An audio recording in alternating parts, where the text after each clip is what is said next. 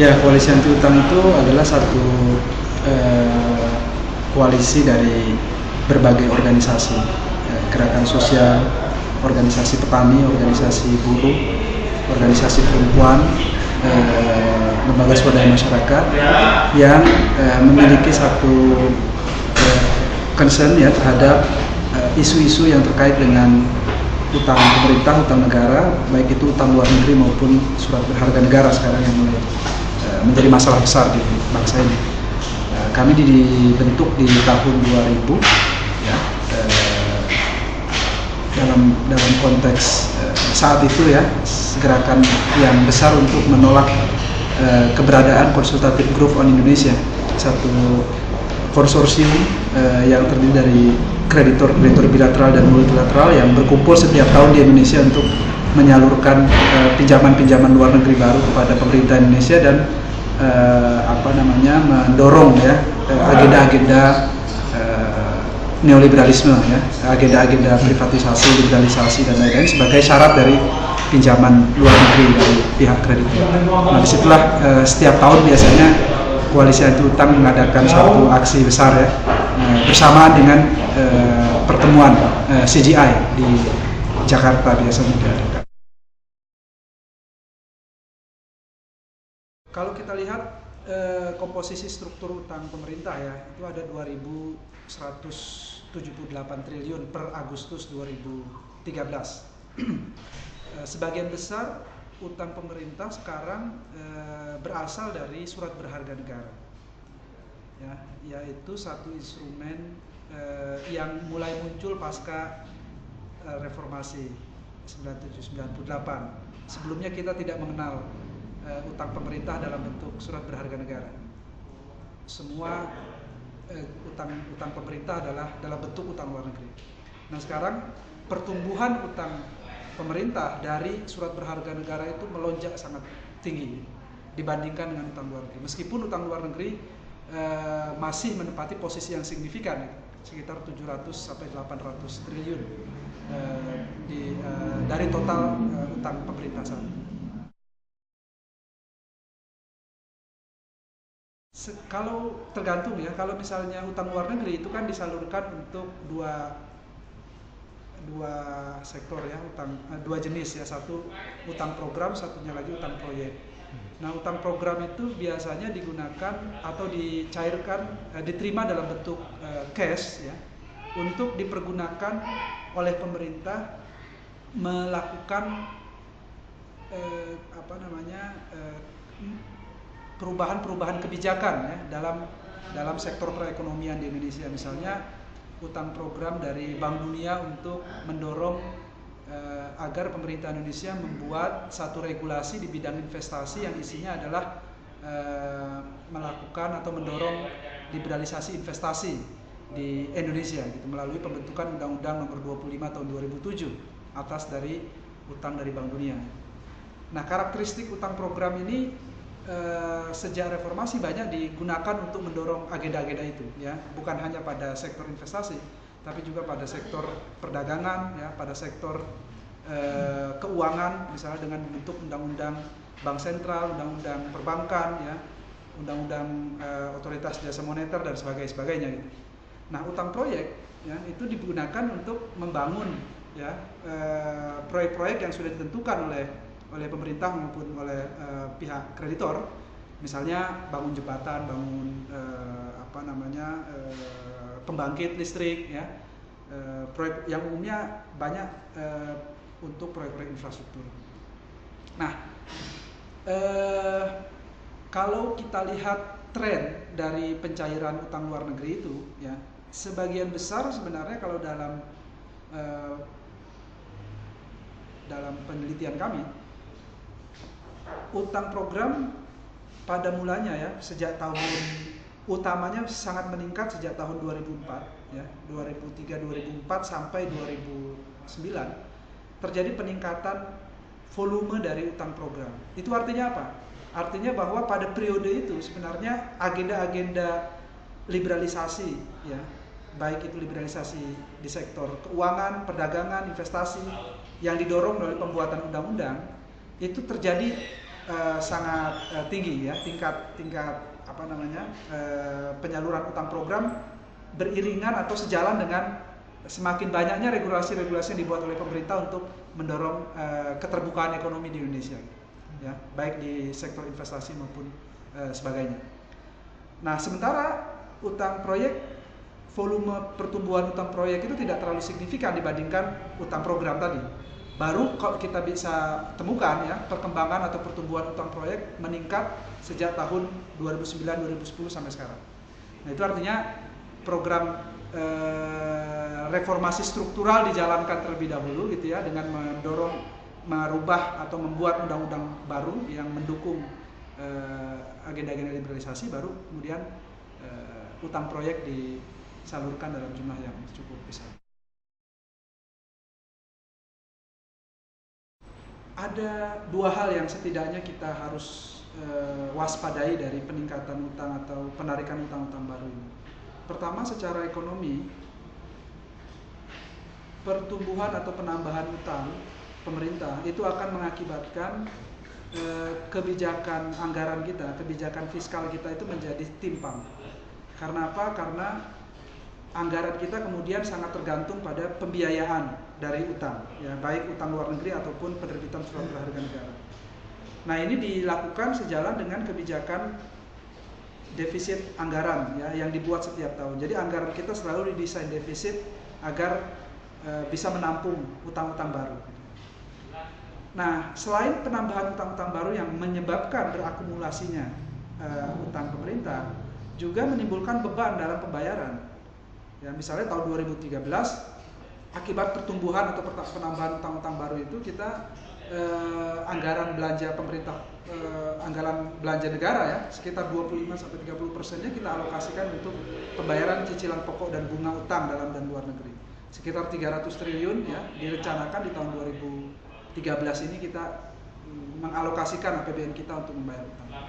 Nah, itu kan sebenarnya secara ekonomi kita kehilangan ya opportunity ya, kehilangan kesempatan untuk mengalokasikan sumber domestik kita ya, kita dapatkan melalui pajak, melalui sumber daya alam ya, untuk kita alokasikan untuk mendorong tersedianya akses masyarakat terhadap pelayanan pendidikan yang murah atau yang gratis ya, dan berkualitas misalnya gitu, atau pelayanan kesehatan yang berkualitas di Indonesia, atau pembangunan infrastruktur publik dengan menggunakan atau dengan ketersediaan anggaran negara yang cukup.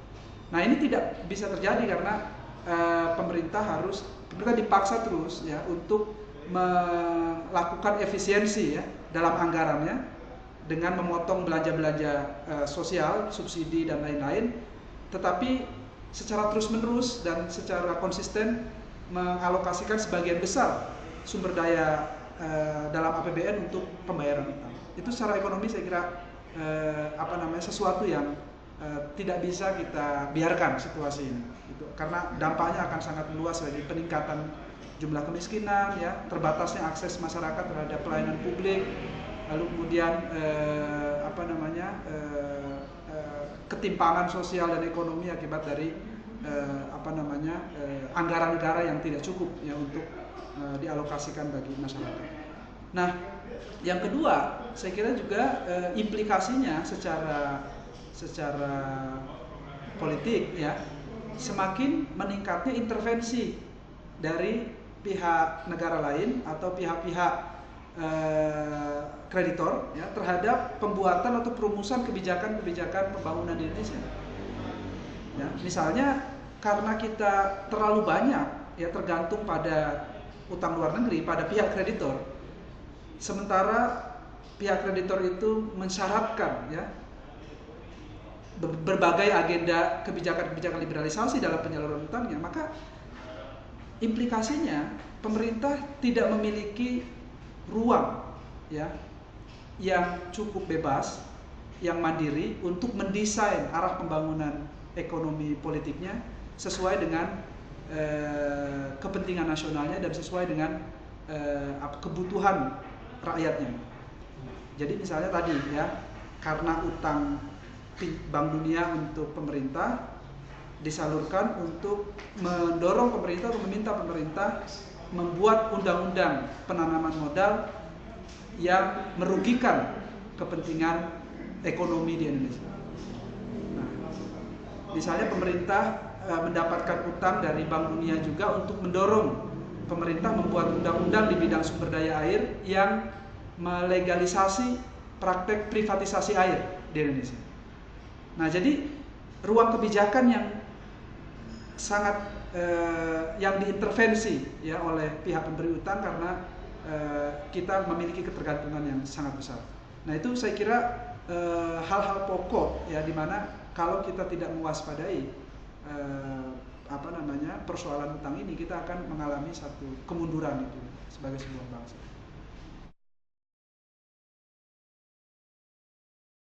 Sangat besar peran swasta berpengaruh. Di mana peran swasta, pengaruh peran swasta dalam pinjaman luar negeri? Pertama, karena pinjaman atau utang luar negeri itu didesain oleh para pemberi utang untuk mendorong satu akses yang lebih terbuka dalam sebuah perekonomian sebuah negara, ya, maka mau tidak mau ya penyaluran utang itu sangat terkait dengan kepentingan dari pihak swasta, misalnya di luar negeri, yang kemudian memiliki hubungan yang dekat dengan pihak-pihak pemberi utang seperti Bank Dunia, IMF atau Asian Development Banks, ya, untuk menyalurkan ya, mempermudah akses ekspor barang dan jasanya ke negara-negara yang disalurkan pinjaman luar negeri. Artinya dengan menggunakan lembaga seperti Bank Dunia, ADB atau IMF, perusahaan-perusahaan multinasional memiliki akses terhadap sumber daya ya di negara-negara yang diutangi ya, dan mendapatkan akses terhadap pasar dari produk-produk barang dan jasa yang dihasilkan oleh perusahaan-perusahaan multinasional itu. Nah, disinilah kita lihat hubungan yang erat ya antara international finance institution ya dengan perusahaan-perusahaan multinasional ya, bagaimana mereka bekerja sama gitu ya untuk mendorong agenda-agenda liberalisasi lewat penyaluran utang luar negeri. Nah, ini masalah yang tadi saya sudah kemukakan di awal itu ya. Karena kita tidak pernah mendesain ya kebijakan ekonomi kita yang sama sekali tidak tergantung pada utang, dan akibatnya kita membiarkan kekayaan sumber daya alam yang dimiliki oleh Indonesia itu tidak dioptimalkan secara baik, yang kemudian dapat mendorong peningkatan penerimaan negara, lalu kemudian mendorong peningkatan optimalisasi penerimaan pajak bagi anggaran negara. Karena itu, ketika pertemuan-pertemuan internasional dilakukan seperti G20, APEC ya, atau pertemuan-pertemuan internasional yang lain, selalu digunakan oleh pemerintah Indonesia ya untuk mendapatkan kucuran pinjaman-pinjaman baru gitu, dari negara-negara kreditor atau lembaga-lembaga keuangan internasional. Nah, hal inilah yang menyebabkan pertemuan-pertemuan itu ya kadang-kadang bagi pemerintah Indonesia tidak memiliki satu kepentingan yang jelas, kecuali bahwa ya pertemuan itu akan digunakan untuk ya melobi negara-negara tertentu atau lembaga-lembaga keuangan tertentu agar memberikan dukungan keuangan bagi pemerintah Indonesia atas nama berbagai macam program ya, program untuk pembangunan proyek infrastruktur ya, reformasi birokrasi dan sebagainya. Nah, ini ya yang saya kira sampai saat ini mengapa pemerintah Indonesia menurut saya gagal menggunakan ya forum-forum internasional itu sebagai satu upaya ya yang lebih strategis untuk meningkatkan daya tawar Indonesia di forum-forum internasional, kecuali untuk meminta utang-utang baru. Saya kira kalau lihat merujuk pada deklarasi atau kesepakatan yang dilahirkan oleh para menteri keuangan APEC di 20 September 2013, jelas sekali bahwa kepentingan pemerintah Indonesia terutama dalam kerangka APEC adalah bagaimana negara-negara atau lembaga-lembaga keuangan seperti Bank Dunia, IMF dan ADB yang juga ikut serta dalam pertemuan Menteri Keuangan APEC di Bali mendukung program-program atau proyek-proyek infrastruktur dalam kerangka MP3I yang sudah direncanakan oleh pemerintah. Misalnya salah satu kesepakatan yang muncul di situ adalah Indonesia akan dijadikan satu pilot project dalam kerangka public-private partnership untuk pembangunan proyek infrastruktur. Ya. Lalu kemudian Indonesia diusulkan ya untuk menjadi host dari PPP Center ya di dalam kerangka anggota-anggota ekonomi APEC itu. Nah jadi saya kira kalau lihat dari problem itu ya, problem infrastruktur kita sesungguhnya sebenarnya bukan semata-mata berasal dari langkanya atau tiadanya pendanaan ya untuk membiayai program-program infrastruktur kita itu. Nah tetapi juga ada masalah-masalah yang lebih kompleks ya, misalnya soal birokrasi, soal perizinan dan lain-lain sebagainya yang menyebabkan daya saing ekonomi kita itu terhadap negara lain semakin berkurang. Nah, tetapi sekarang ini seolah-olah semua masalah infrastruktur di Indonesia itu masalahnya adalah soal dana, soal uang, ya kan? Nah, jadi orientasi untuk membangun kebijakan infrastruktur kita kemudian diarahkan untuk memobilisasi sebesar-besarnya dana, apakah itu dari pihak swasta, dari pihak lembaga keuangan internasional ya, dari negara-negara kreditor untuk bisa membiayai proyek infrastruktur. Nah itu artinya apa? Artinya ya semua pendanaan, kebutuhan pendanaan itu, mobilisasi pendanaan itu akan didapatkan melalui ya utang luar negeri ataupun ya investasi asing langsung. Nah itu tentu saja akan berbahaya gitu ya bagi kepentingan ekonomi kita gitu. Itu adalah kapasitas ya negara-negara berkembang untuk untuk terlibat dalam rezim perdagangan internasional.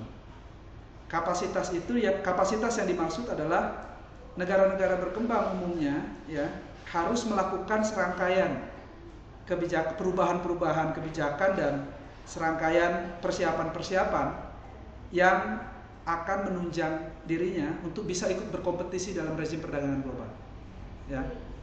Nah, isu ini kemudian dijadikan satu alasan, satu instrumen ya bagi negara-negara yang mendominasi negosiasi perdagangan global ya, negara-negara seperti Amerika, Jepang, Eropa dan lain-lain untuk membuat satu instrumen pendanaan untuk mempersiapkan satu kerangka regulasi ya, kerangka kebijakan yang menyebabkan negara-negara berkembang bisa cepat berpartisipasi dalam rezim perdagangan internasional.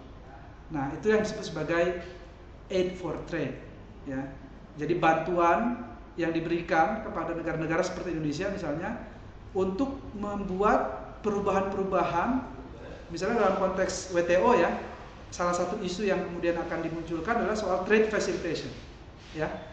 Nah, jangan salah ya, isu trade facilitation bagi pemerintah Indonesia atau negara-negara yang berkarakter sama seperti Indonesia, itu akan menimbulkan akibat kebutuhan dana untuk melakukan perbaikan-perbaikan dari memfasilitasi perdagangan ini, misalnya perbaikan untuk membereskan infrastruktur di pelabuhan misalnya gitu ya, atau bea cukai atau macam-macam ya, sistem yang menyebabkan perdagangan menjadi lebih efisien dan lebih cepat.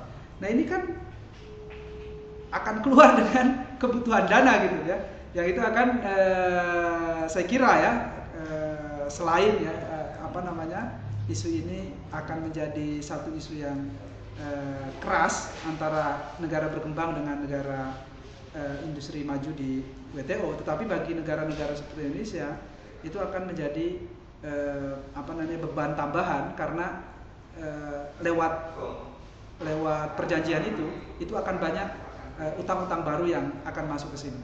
Akan tetapi sebenarnya saya ingin katakan ya, sebelum pertemuan WTO pun isu trade facilitation, investment facilitation ya itu sudah terlebih dahulu masuk ya dalam kebijakan nasional kita ya, terutama di Kementerian Keuangan lewat utang-utang program yang diberikan oleh Bank Dunia dan Asian Development Bank.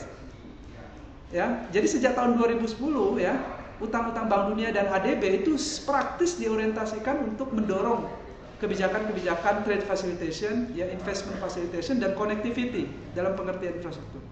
Tetapi itu bukan untuk membiayai proyek-proyek, tapi membiayai tadi ya, perubahan regulasi, ya, perubahan kebijakan, undang-undang dan sebagainya yang ramah terhadap kebijakan-kebijakan perdagangan internasional dan investasi asing di Indonesia.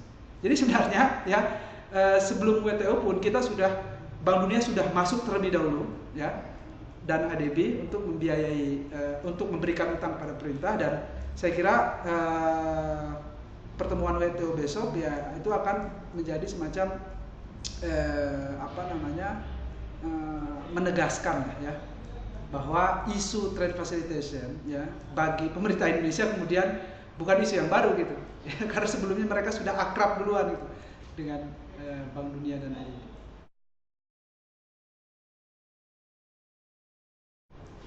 Menurut saya ya, salah satu kesalahan fatal dari pemerintah Indonesia adalah keikutsertaan dalam lembaga organisasi perdagangan multilateral seperti WTO ya, merupakan satu konsekuensi logis yang suka tidak suka atau mau tidak mau harus diikuti. Nah, itu logika yang saya kira sangat keliru ya, sangat fatal. Mengapa?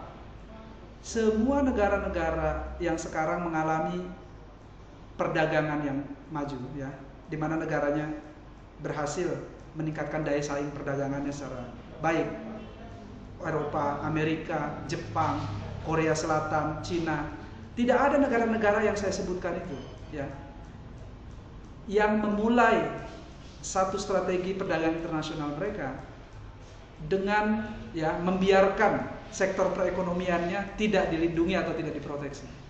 Semua negara-negara itu memulai pertama kali dengan melakukan proteksi ya terhadap industri-industri mereka, proteksi terhadap sektor-sektor pertanian, sektor-sektor strategis mereka, sehingga pada saatnya ya mereka bisa memiliki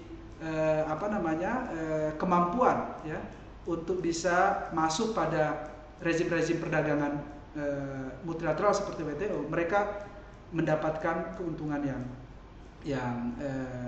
mereka bisa mendapatkan keuntungan dari proses itu.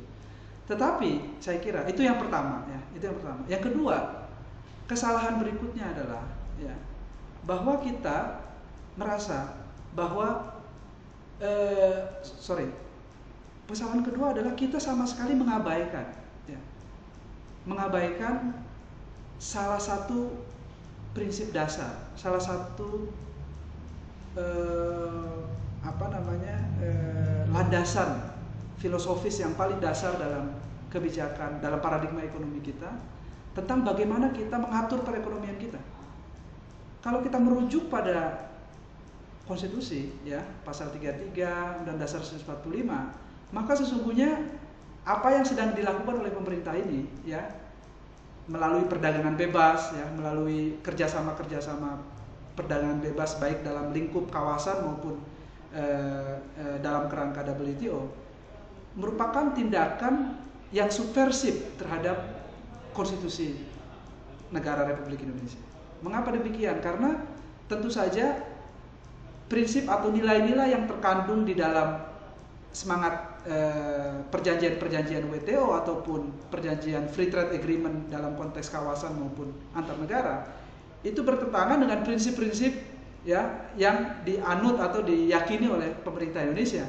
Yang satu mendorong kompetisi dan pasar bebas, yang satu ya mendorong satu bentuk kerjasama ekonomi, mendorong satu bentuk solidaritas dan kegotong royongan gitu ya dalam melakukan kerjasama ekonomi antar negara. Nah, jadi saya kira yang harus dilakukan oleh pemerintah Indonesia dalam hal ini adalah pemerintah harus keluar dari satu mindset, satu paradigma yang sudah lama dicekoki ya oleh baik itu oleh Bank Dunia, IMF, ADB, oleh negara-negara industri maju, bahwa pasar bebas, perdagangan bebas itu merupakan jalan keluar bagi perekonomian satu negara yang ingin tumbuh dan berkembang. Kita harus keluar dari mental cara berpikir yang terjajah semacam itu, ya. Karena kita punya landasan, kita punya satu basis, satu konsep, ya, untuk mengembangkan satu bentuk kerjasama ekonomi tanpa, ya, kita kalau kita merujuk pada konstitusi kita, ya, konstitusi kita mendorong satu upaya untuk melakukan satu bentuk kerjasama dalam konteks perekonomian yang dilandasi bukan pada semangat-semangat kompetisi bebas dan perdagangan bebas gitu, tetapi dilandasi pada semangat tadi solidaritas dan gotong royong gitu ya antar negara-negara. Jadi dia harus bukan menjadi prinsip utama, tapi harus menjadi komplement ya dari kebijakan nasional kita yang sepenuhnya mendorong partisipasi masyarakat ya dalam perekonomian nasional.